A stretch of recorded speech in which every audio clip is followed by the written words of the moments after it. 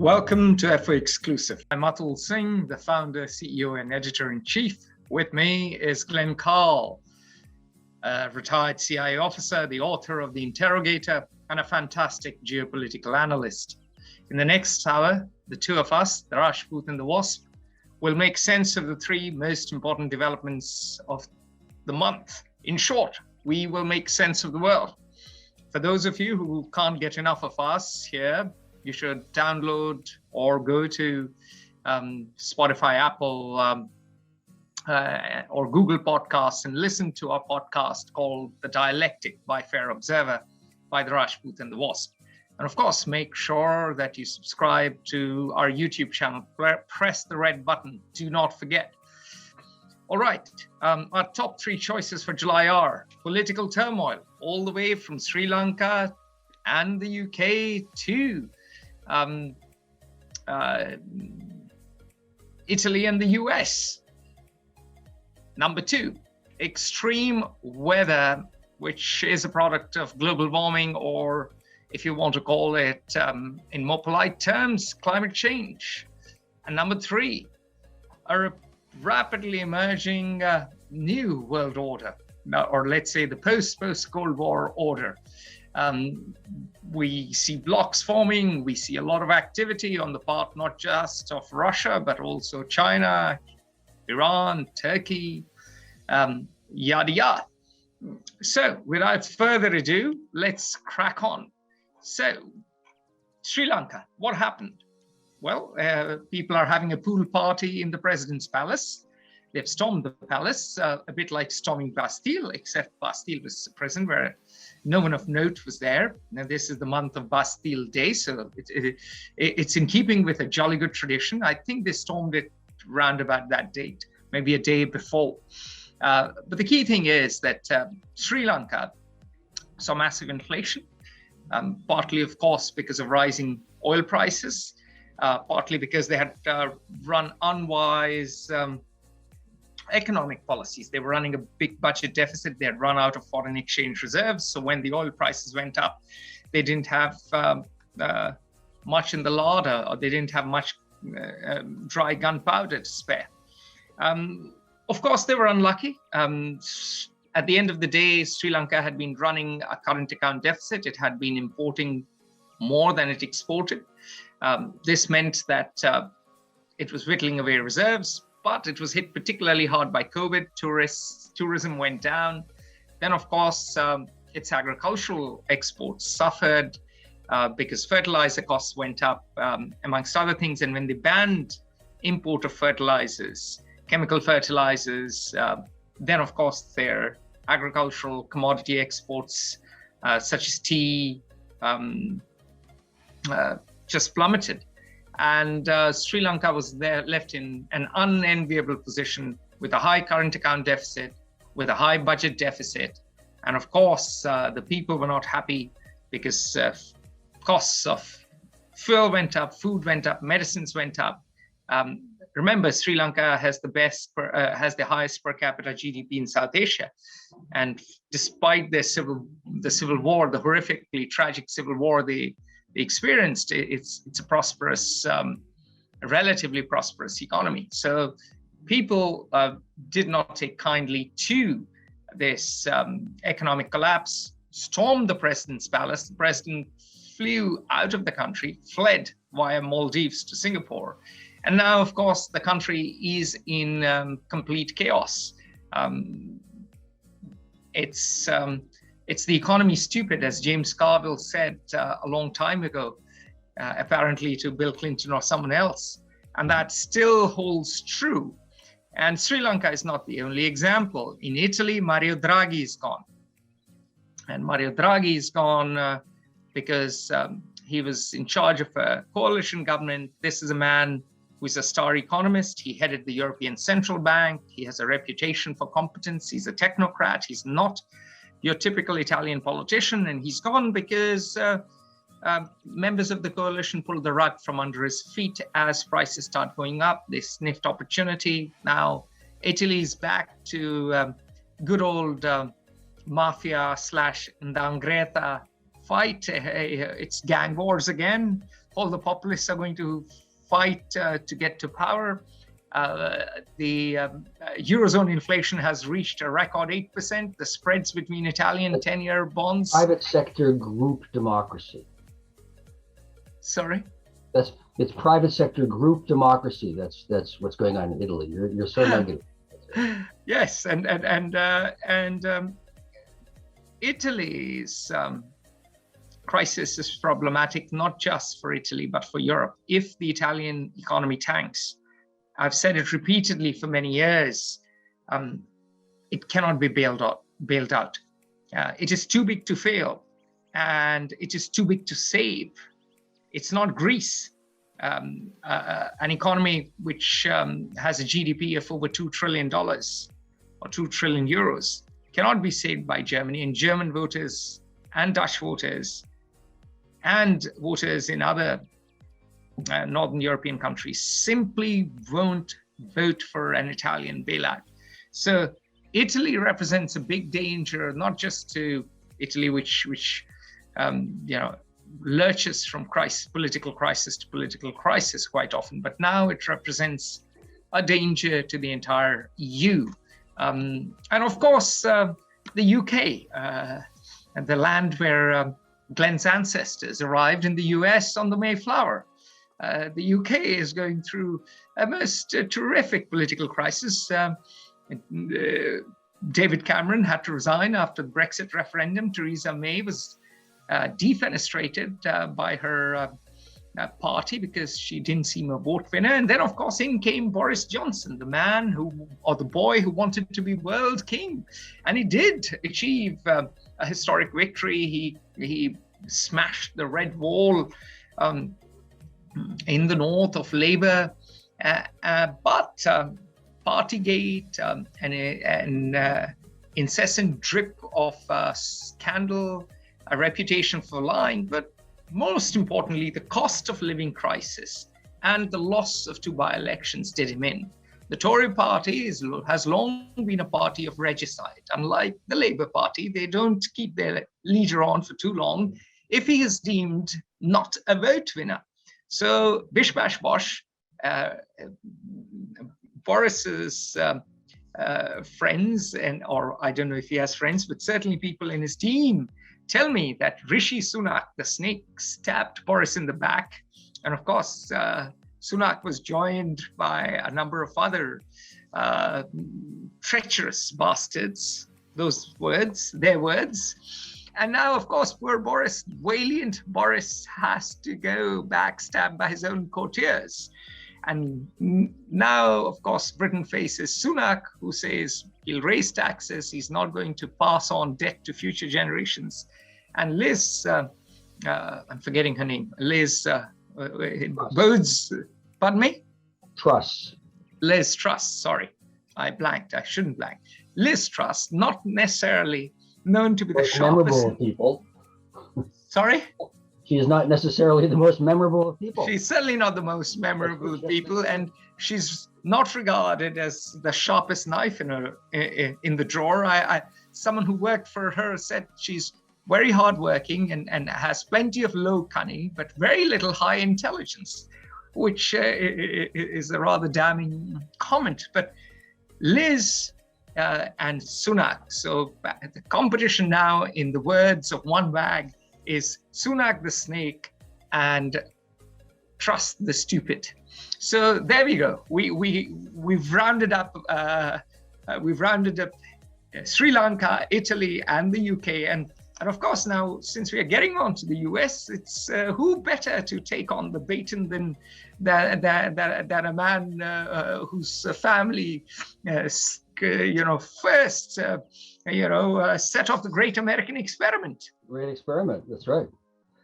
Well, Josh, if there's one subject that everyone in the world knows something about, it's the U.S.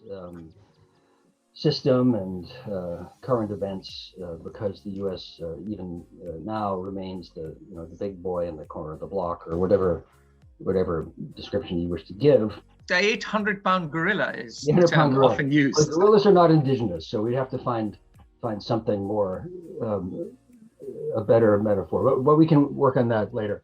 we'll tell you what we come up with. Yeah. Everyone knows the U.S. travails, and I think it's a good point to make, so as to expand the issue, or at least raise the issue as to what is going on. Are the instances of political turmoil that Atul just ticked off and touched upon momentous events indicating global turmoil and potentially historic moment, or are they the day-to-day crises that are human relations in a political context, certainly? And I take, if not optimism, at least relative equanimity from an experience I had, literally lived this 40 years ago or more. I went hiking. Hiking is one of my ardent pastimes when I'm able to do it.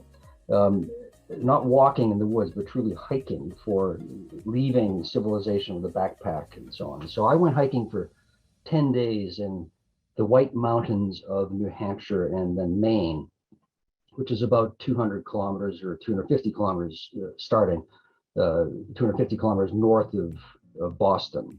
So for 10 days I disappeared. I had no radio. There were no cell phones in those days. I was just in the woods with my couple of friends, and that was it. And when I came out, I of course bought a newspaper and was reading the paper as we were having our first prepared meal other than by ourselves in 10 days. And I remember being momentarily frightened, thinking, God, the world has fallen apart in the 10 days that I disappeared in the woods. And it obviously unrelated to me, but just that it seemed to have so dramatically gone wrong in just that short period of time. But I realized that what was happening was my reaction was shock and horror to the events of the day, and they were not qualitatively different, really, from what had happened 6 weeks prior or 7 weeks afterwards. That everything was always a mess and held together with baling wire and spit, as the saying goes.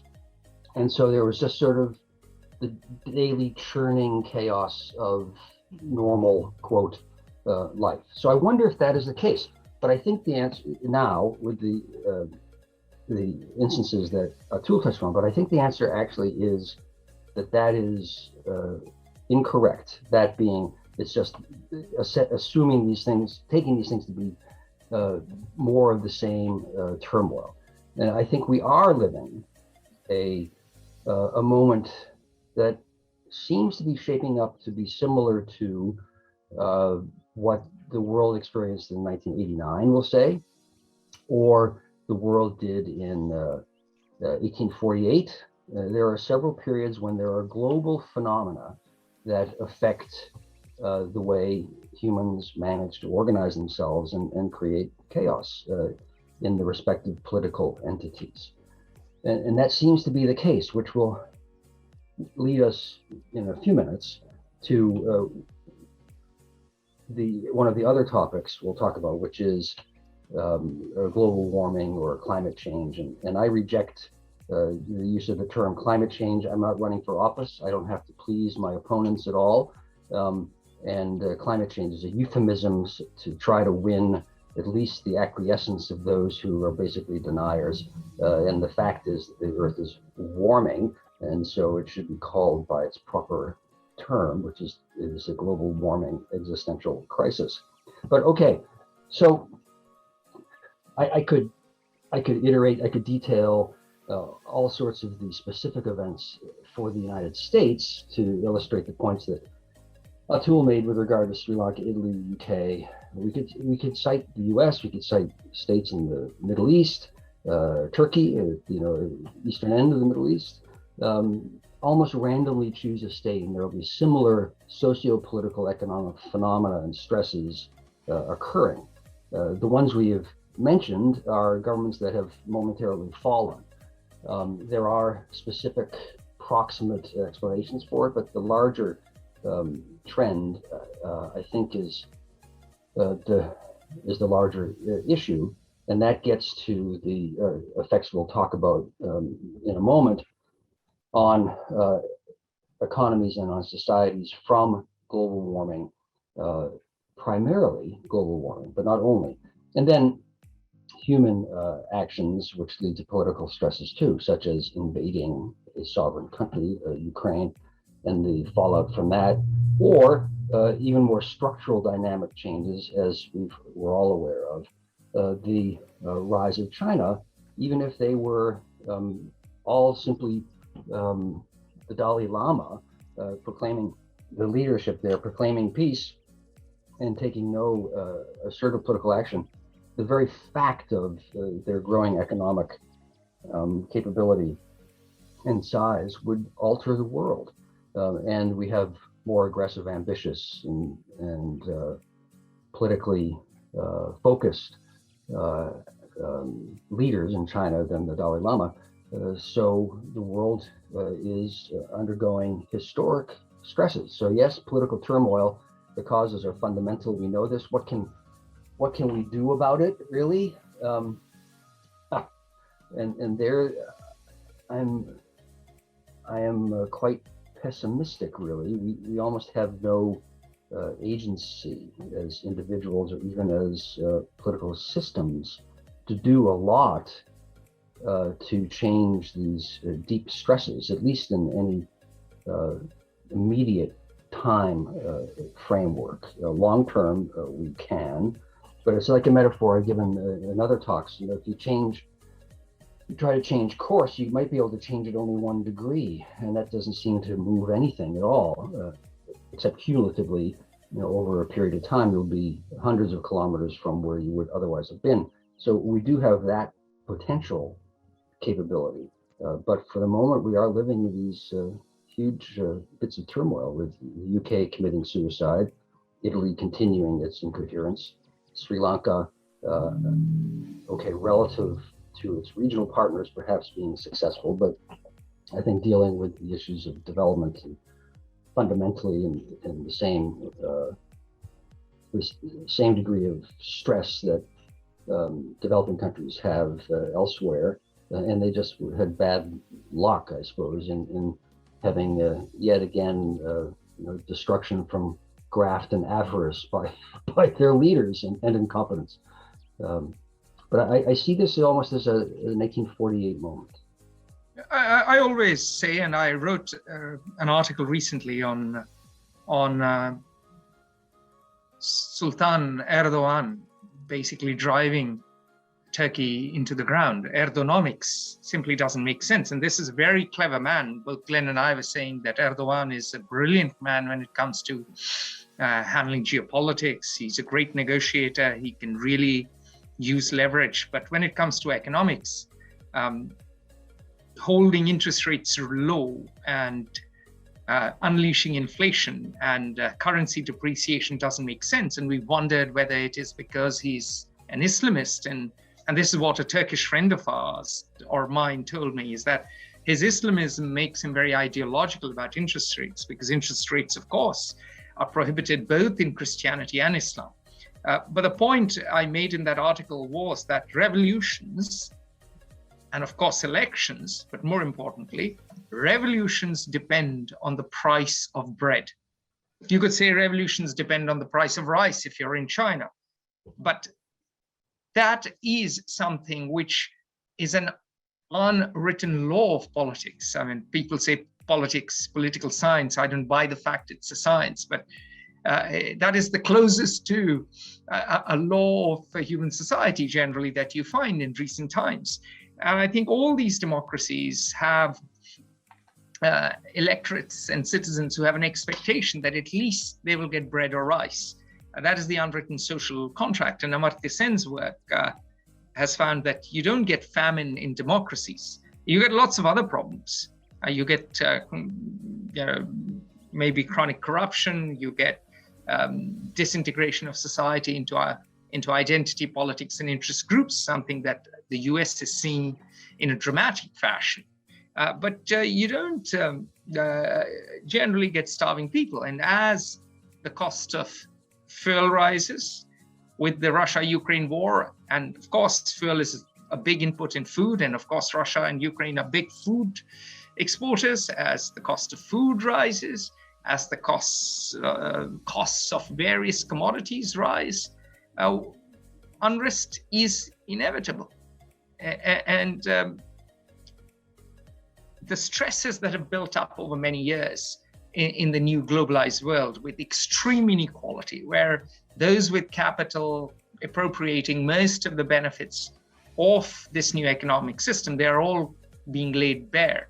So we are going to live, as the Chinese once said, in interesting times. Any questions about this section? And if not, we'll move on. Oh, we do have questions.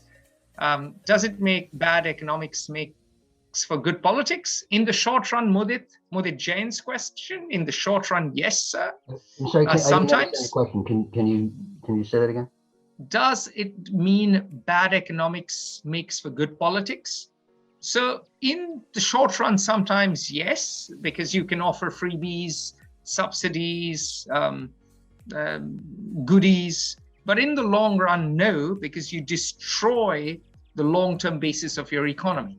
So yeah, if I could jump in, Atul, the phraseology in U.S. context, at least in my lifetime, this phrase has not been used so much in the last several decades, is the choice for a politician and for voters is, do you want guns or do you want butter? And the answer of all politicians will be, well, of course, I will give you both. Yeah, guns and butter, which destroyed Lyndon B. Johnson. Exactly, and the Bretton Woods system. The Bretton Woods system collapsed by 1973 because the U.S. could not have afforded both guns and butter, and the oil crisis, when it came around, proved that point. Yeah, and then an even more eternal human truth is, some of you will start to smile as I make yet another allusion to ancient Rome, but it's bread and circuses. That's what keeps a society stable and relatively content. That's literally true.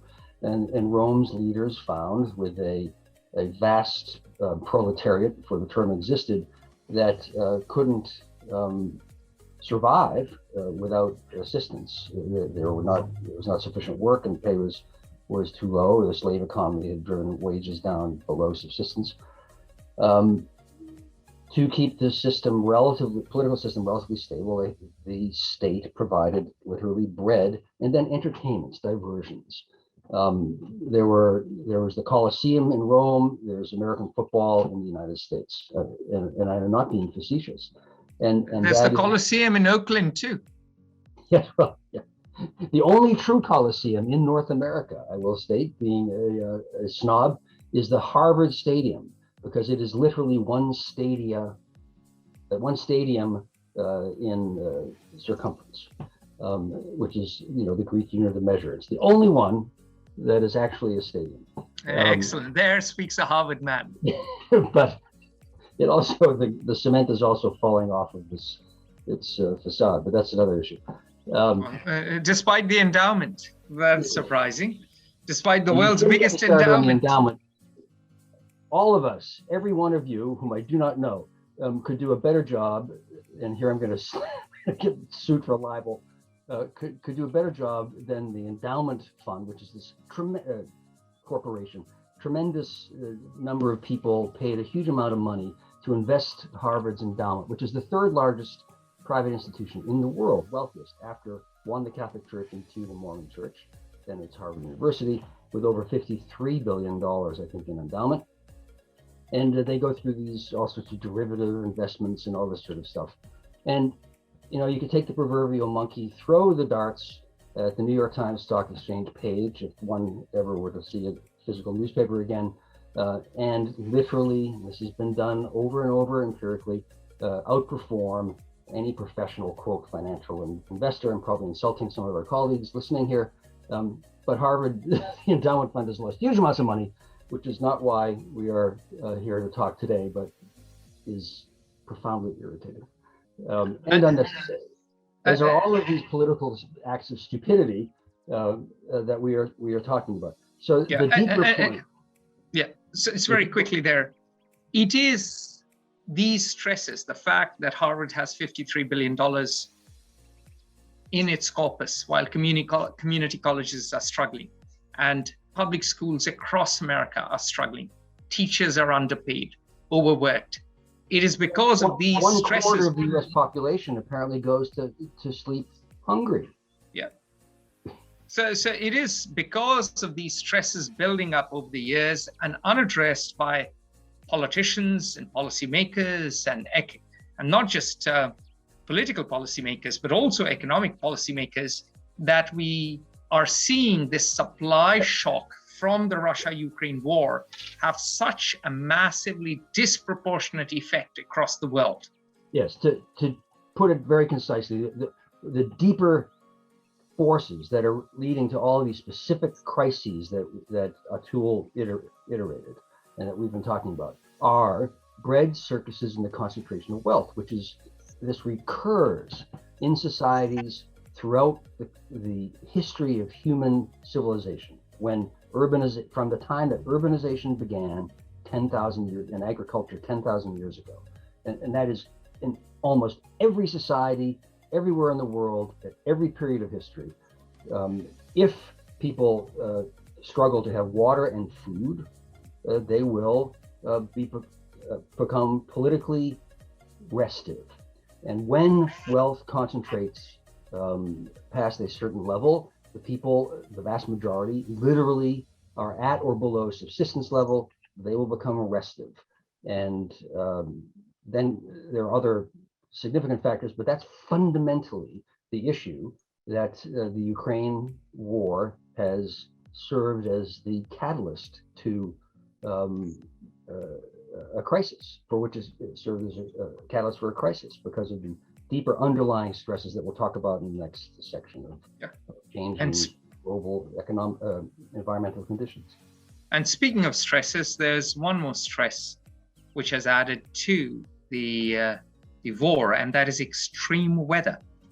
Glenn said it's a result of global warming, of climate change. And of course, our Republican friends may debate it, our devoutly Catholic friends may debate it, our devoutly Muslim friends may debate it, our devoutly other religious friends, maybe Hindu as well, may debate it. They may say no, although that's probably not the case for all.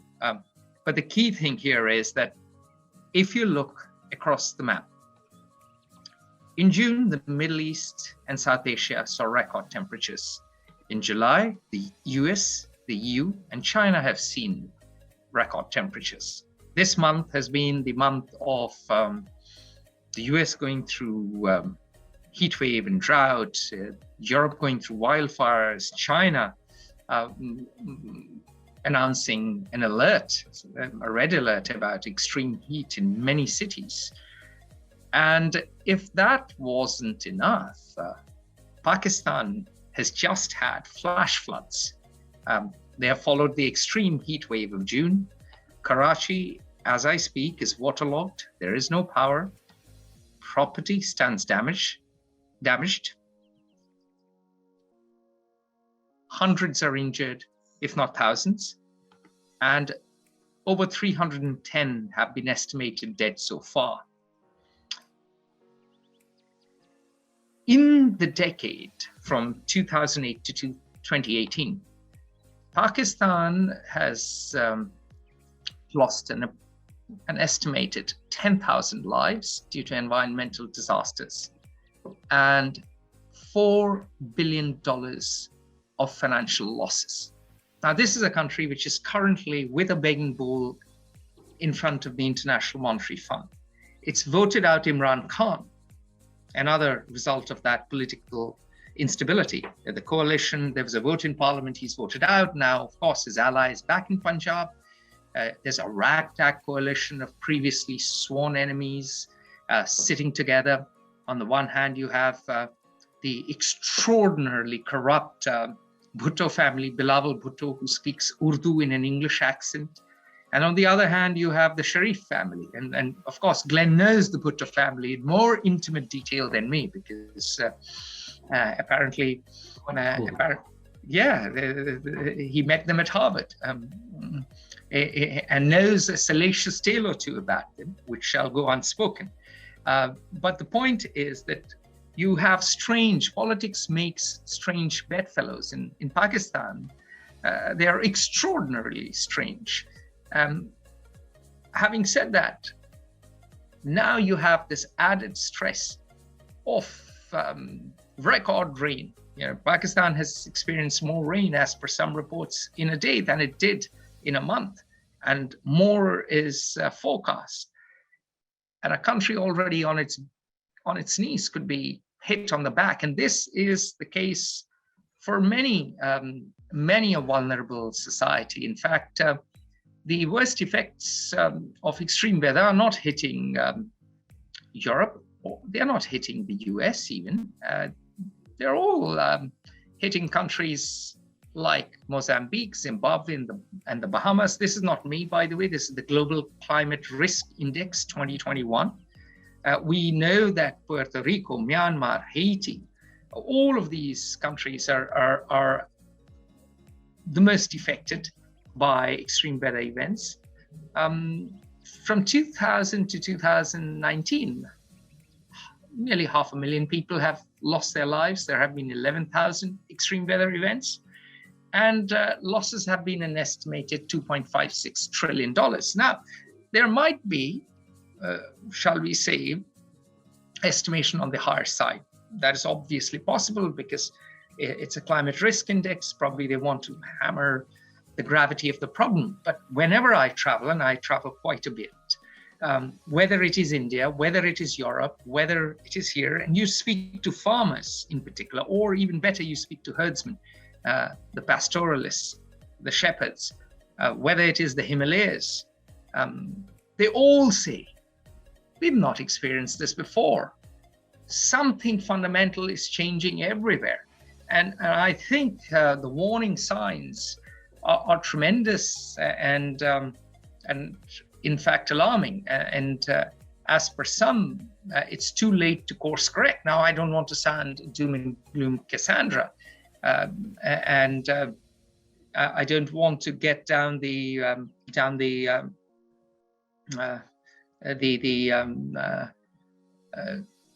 blame game, because of course the US blames India and China for not being very agreeable in international negotiations. And India and China say, well, you industrialized, why can't we? Our people don't even have power. And that there is an element of truth in all sorts of arguments. And internally as well, there are parties who accuse each other of being particularly beholden to fossil fuel companies and yada yada. But the key is that the way we live around the world is not sustainable. And I'll give one vignette and stop and let Glenn take over because he's worked on this issue much longer than me. I went to Missouri. I went to the Lal Bahadur Shastri National Academy of Administration a couple of years ago or 3 years ago, pre-COVID. So it's all fuzzy in my head. Please forgive me.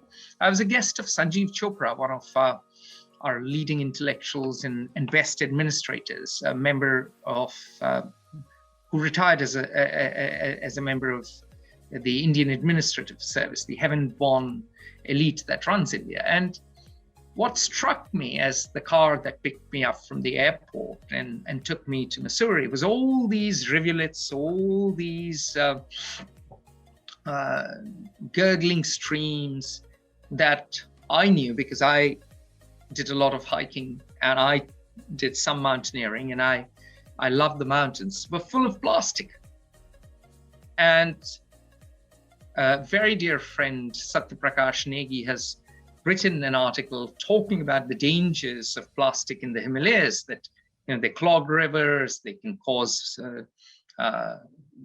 floods, flash floods, they can lead to all sorts of problems, not just in the water, but also the soil. And that enters, of course, the food chain. But the point is that the way we live, so much of plastics strewn around and destroying places like even the upper Himalayas, where the population is not as high, not to mention Nairobi, where I saw mountains of plastic and rubbish being burnt the first time I went there, and it shook me to the core. And this is a place where my friends' parents told me until a few years ago, they would have giraffes and zebras come to the backside of their garden. And things have changed and changed utterly. To steal words from William Butler Yeats, a terrible beauty is born. Of course, the answers are difficult. We don't know what exactly we need to do at a macro level, at a huge macro level, because the way we live is largely around the world. The modern industrial lifestyle or post-industrial lifestyle is very wasteful, and the economic models targeting growth, and especially this idea of incessant growth, they are resource intensive and in some ways extremely counterproductive. I'll shut up. I'll let Glenn speak on. Well, for all my near despair at the characteristic depravity, avarice, and stupidity of all of us and our forebears, I may be less pessimistic than your comment you just made, because I have no doubt, and I'm hardly alone in this, or particularly insightful, that we do know what we need to do, and we as humans, as societies, can take the steps necessary to have continued increasing prosperity for people worldwide, and declining, even to the point of zero, carbon emissions, which is the key to the Earth becoming Venus, or Earth remaining livable. Venus has a 800 degrees Celsius temperature on its surface, for those of you who don't know. Is that why Venus is the goddess of love? It is very, very passionate. That is true. This is the existential issue, and the despair comes from, there's no secret to this. I had learned this. This is literally true, and I was hardly unique.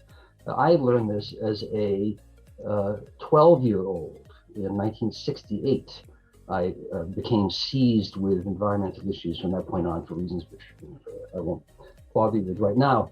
But ever since, the facts have been clear.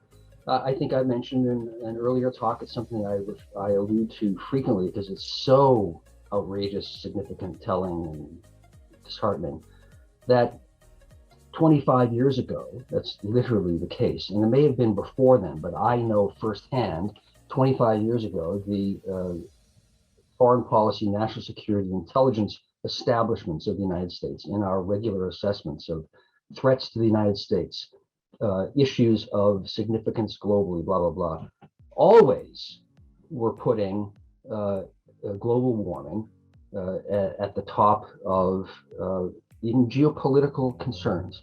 And we were ordered to remove that, forbidden to state that in our assessments by the Republican administrations, because it didn't correspond to their political views, which were independent of, unrelated to, and counter to all facts. That's the case. During the vice presidential debate in the year 2000 between Dick Cheney and Al Gore's running mate, whose name slips my mind for the moment, a senator from Connecticut, the Democratic candidate was arguing, as Al Gore had, that taking steps to address global warming was critical. And Cheney responded that private virtue made not necessarily good public policy.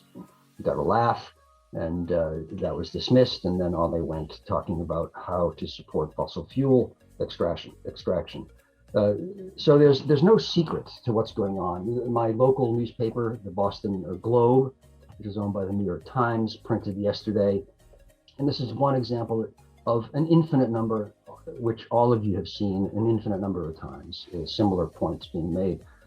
The data on temperature, highest temperatures and on average temperatures in Boston have been kept daily since the 1870s or so.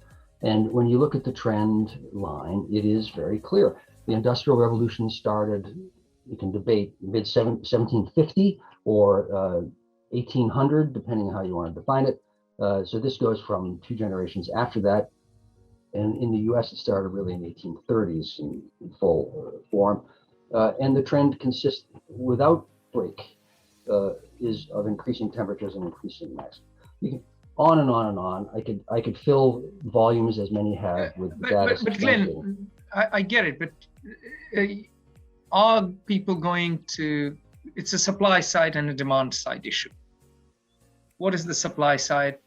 Well, you improve your clean energy, you have solar, more solar, you have more wind, or you have other stuff, perhaps even geothermal. I get that. And then there's, of course, demand side, and demand has to go down too.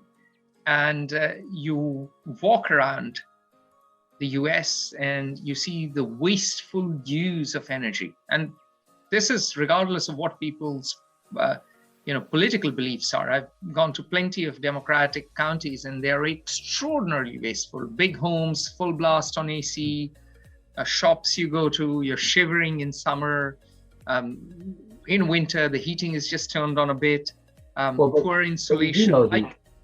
We do know the answers, and it's not just at the level of my town or our respective countries, but globally. And it gets to a couple of fundamental points and disagreements, really, but there's no factual basis for the disagreement, but on public policy.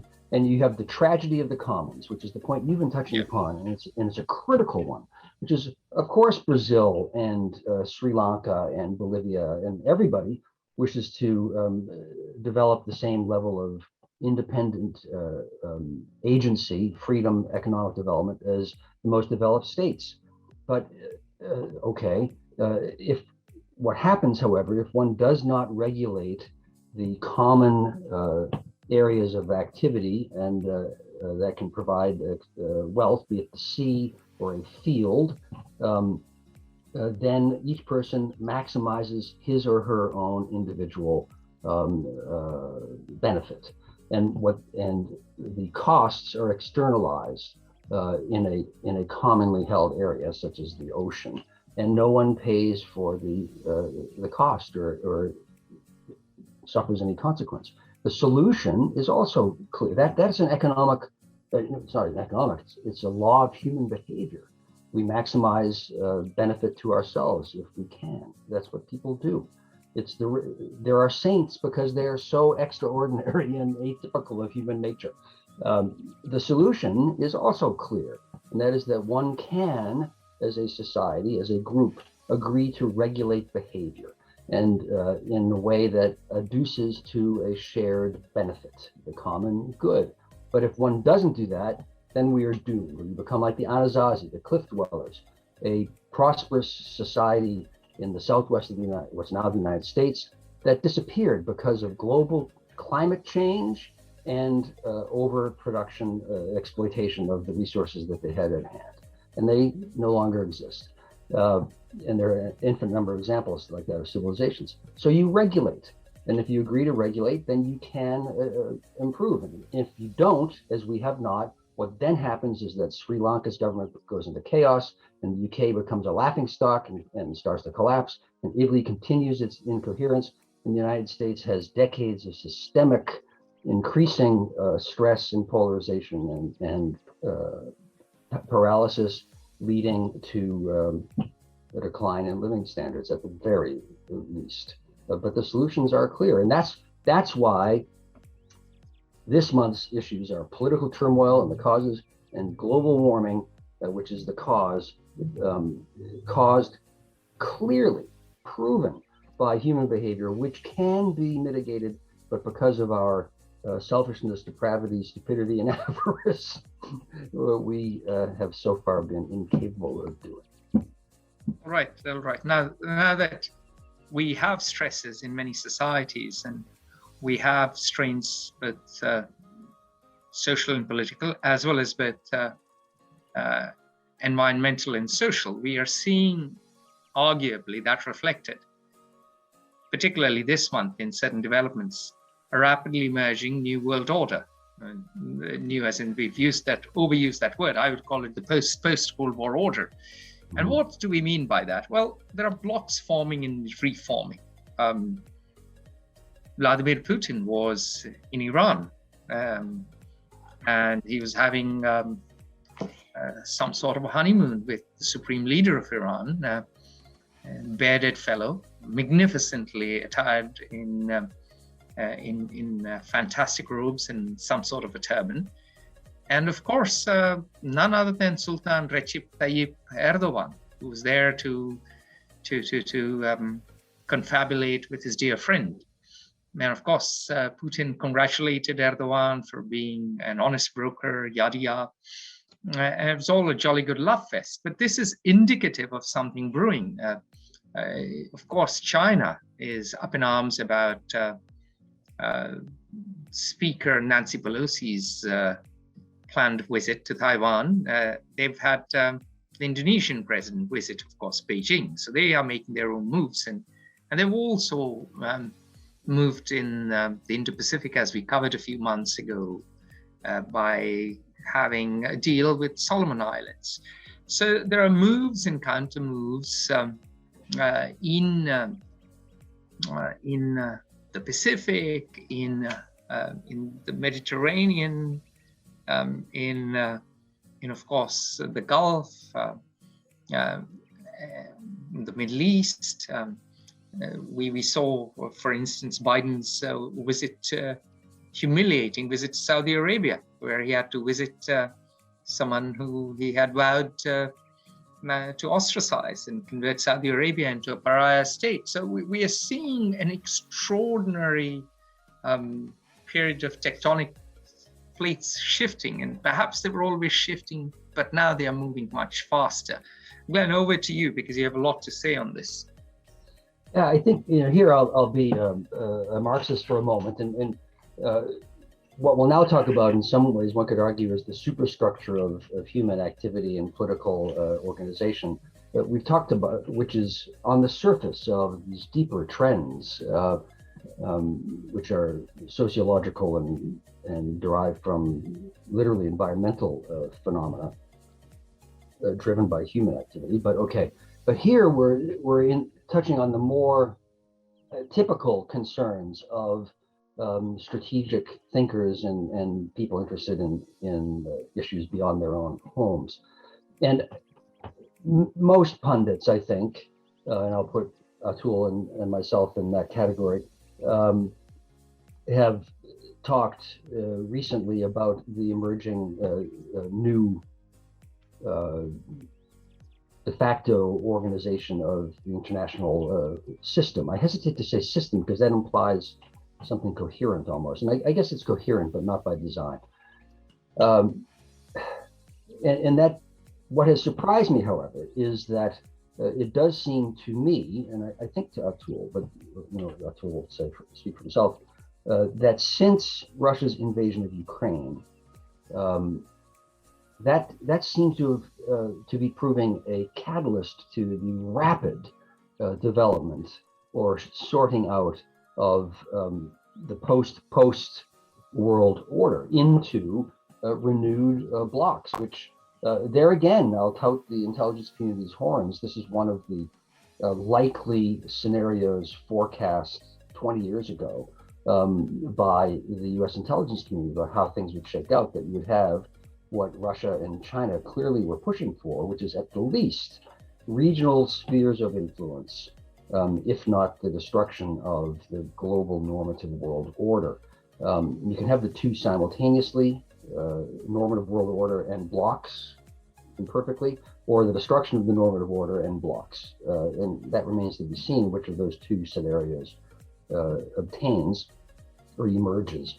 But since the invasion of Ukraine, this seems to be, again, like an 1848, 1989 kind of moment where rapidly we have the formation of these blocs. Even if the war in Ukraine were to end today, the ostracization, the isolation, the damage, and the to Russia from what had been a far more politically, economically integrated Europe and world cannot be undone for possibly decades in the best of circumstances. And China, I think, as I said, even if it were completely benign, simply by its size and dynamism, will change the world as it has. But it's not only benign, it also has its own interests that is aggressively and with some talent and some mistakes pursuing. So we're seeing now, contemporaneous to the global warming stresses on human societies, on states, the shake out of a new order, which clearly, to me, appears to be a 2.5, at least, or 3 block, which is too formal, too firm a term, organization of states with normative, liberal, broadly free trade democracies, with Russia and other states that are, for various reasons, opposed to U.S. hegemony and have their own agendas. That's largely Iran and North Korea. Turkey seeking to be its own independent player and having some ability to do so for geostrategic reasons more than some states. And then China, of course, as the other global power and one that continues to rise. I have been fascinated to see that China has, in its Newton's third law of motion, to each and every action there's an equal and opposite reaction, in human behavior too. And China's not getting everything its own way by any means. And there has been a surprisingly quick and increasingly coherent and powerful reaction to China's increasing aggressiveness and pressure. You have the Quad group of Australia, the US, Japan, and India, which is claimed not to be a strategic military alliance, but in fact is a nascent alliance. You have the AUKUS agreement, which is clearly militarily focused. You have counter initiatives financially and economically, dramatic ones being taken largely under the international radar by Japan to counter the Belt and Road Initiative in Africa, in the Indo-Pacific region. You have counter moves by the United States, which have been slower than those of Japan, but that are coordinated with it progressively. Similarly, the EU and the UK and France in Asia. So you have very clear return to the world in some ways pre-1989, but a more complex one because it's not bipolar, it is now multipolar, but very clearly happening in part in response to, or approximately in response to the invasion of Ukraine by Russia, but I think fundamentally because of China's rise and probably the stresses from global warming. I mean, but, there's an ointment in the fly as well, because there has been a response, but the news coming out of Europe is also that there's now a north-south divide within Europe over Russia, especially over natural gas, because there are countries who do not have a heavy reliance on Russian gas, okay, and they're questioning, why should they go through a 15% reduction? And we've seen Italy's government fall, and we know that a number of opposition parties in Italy who pulled the rug under Draghi's feet are more pally with Russia, and some of them may have personal relations even with Vladimir Putin. Someone like Silvio Berlusconi might, for all you know. And the point is that there are fissures within Europe. The old blocks it's not just that it's a cohesive response. So there are wheels within wheels, and a lot of existing institutions are under strain. I mean, there are strains even within, for instance, Quad. Russia is selling oil to India, and Indian purchases of oil have gone up. But this is not something either NATO or the EU or the US have liked. But of course, India has its own domestic compulsions. No politician, regardless of whichever party he or she belongs to, can survive in office if inflation rips through the Indian economy. It's still a poor country with a little over $2,000 per capita, an average of little over $2,000 per capita income. So if Russia comes with a cut price deal, India will take it. And Indian response to the West pressuring it not to buy Russian oil was, well, if you pay us the difference, we'll buy oil from the Middle East. Just pay us. There are, of course, the Quad is against China, but of course, when it comes to Russia, these alliances are not as solid, and these blocks are not as firm as you'd think. So, in a way, every country. Sorry, to make concrete. The point you're making.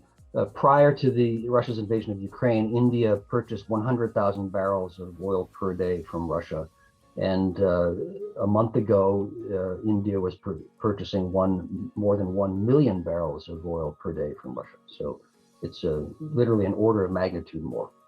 Yeah, and so my point is that we are living in a very fluid world where every country is now going to increasingly, and they've always done that, but now they'll play that game for maximizing their national interest in whatever way they can. If they get a better deal from X, they'll go to X. They get a better deal from Y, they'll go to Y.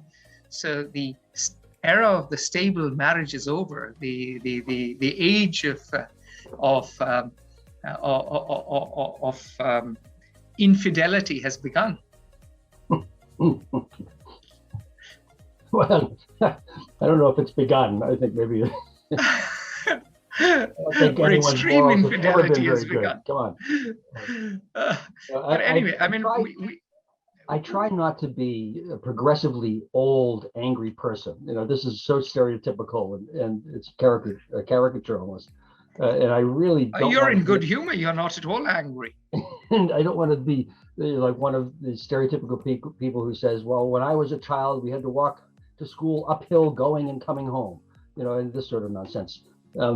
But it is an alarming, depressing reality to see that as one enters my hometown, and this is, an illustrative example of why everything is in stress now, there are big signs that say a water ban in effect, even in my hometown, in eastern Massachusetts, where there are 40 inches, which is, what is that? 40 inches is 50 centimeters or something or other. No.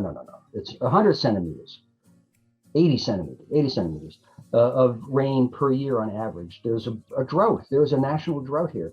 And yet, the instant one drives past that sign, one passes, this is literally true, all of my neighbors' lawns with the sprinklers going wildly so that we can have green lawns while we die of thirst.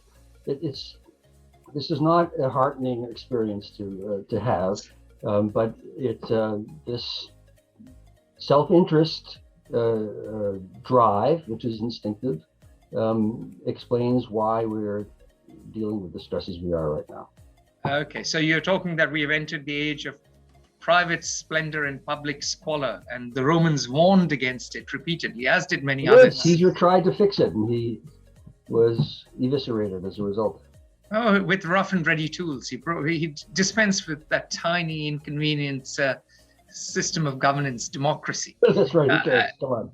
So John Elliott, who's a retired State Department officer, a retired diplomat who's traveled around the world, a great photographer, one of our authors, has offered a sobering thought, or a big question, actually.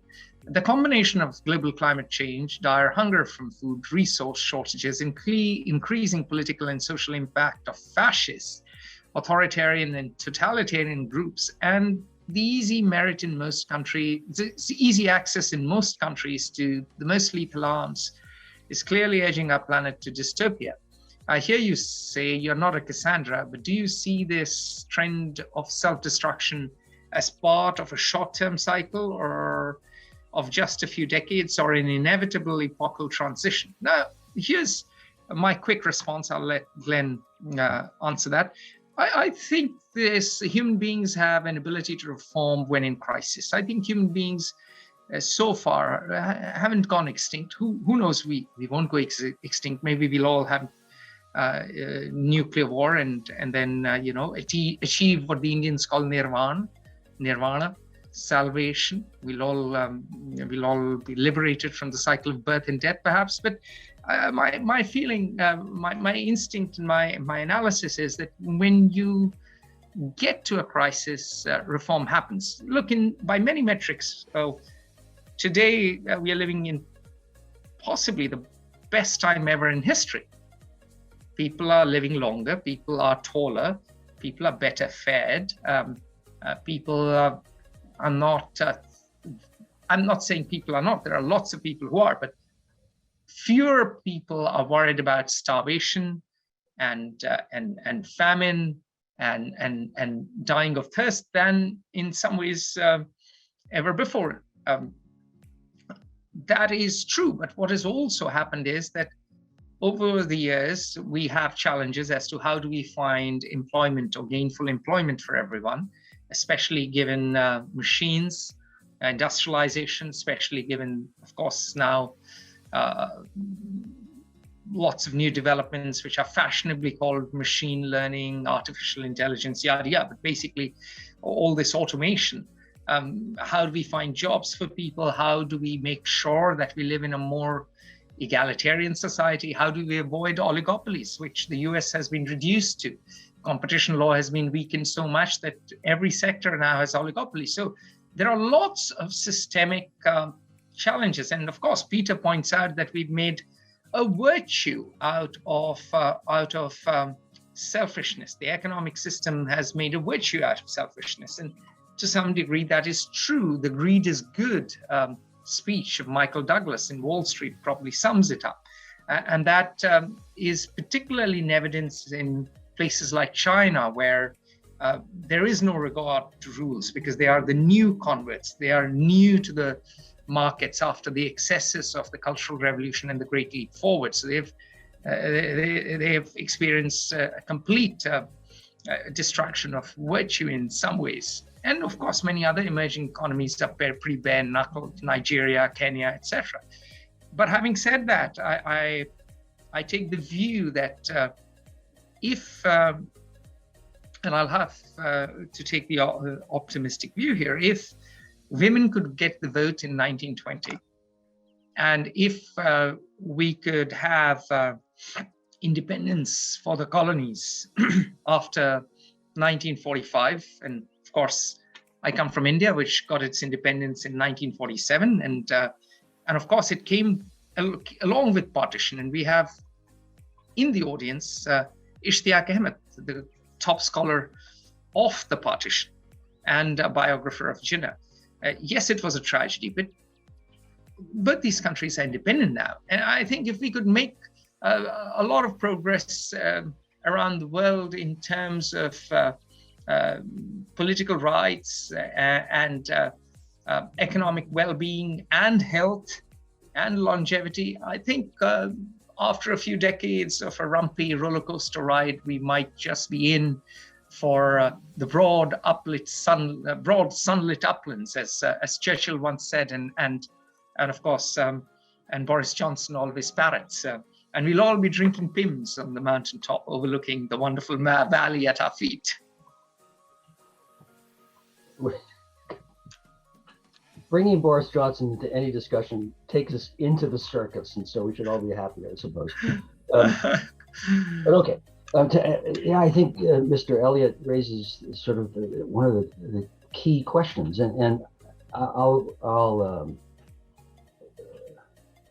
reveal what has been my fundamental Whiggish perspective. I'm not a complete positivist, but I have tended to believe that the human experiment has been on a slowly increasing arc of individual agency, meaning that as our knowledge increases, as education diffuses, that whatever the political, social, economic systems that in the largest macro sense, individuals have more power, freedom, which is based on knowledge and reason. There has been a slow, but I think progressive diffusion of reason and the scientific method, which in all of the data is very clear that since the advent of the Industrial Revolution, in the largest sense, as Atul pointed out, health, individual agency, wealth for individuals globally has increased. I think that is irreversible. Whatever jihadists do, or Trumpists do, or fascists do, or religious zealots do, and so on. But I have become less confident that democracy will be sustainable. I think it is contingent on human decisions, obviously. And with technological trends, there are increasing stresses on democracy. And the hardest state of nature to maintain is an equilibrium. Things resolve themselves into a solid or a liquid or a gas or something. And to hold them in suspense, as one has to do, equally balanced on the whole, as democracy requires, I'm starting to wonder whether that fits with what quite clearly are instinctive inclinations in human nature to create hierarchies, social hierarchies. We are tribal, and we do instinctively, I think, respond to and shape ourselves from the family unit to the social, to the tribe, to the state, towards hierarchical, which therefore means in some ways anti-democratic structures. And it's certainly simpler to be a fascist than it is to be a Democrat. And I hope that, and I am wrong, and I have devoted my life to sustaining as best I can democracy, and I'm sure all of us have, but I have become more apprehensive about that, at least. All right. So on that somber note, it has been lovely having you as members of the audience. Those of you watching us on YouTube, make sure you press the red button, subscribe to it, and get in touch, publish with us, like us on social media, engage with the conversation. Until next month, it is bye for now from me and, of course, my more esteemed colleague and friend, Glenn. Buy electric vehicles.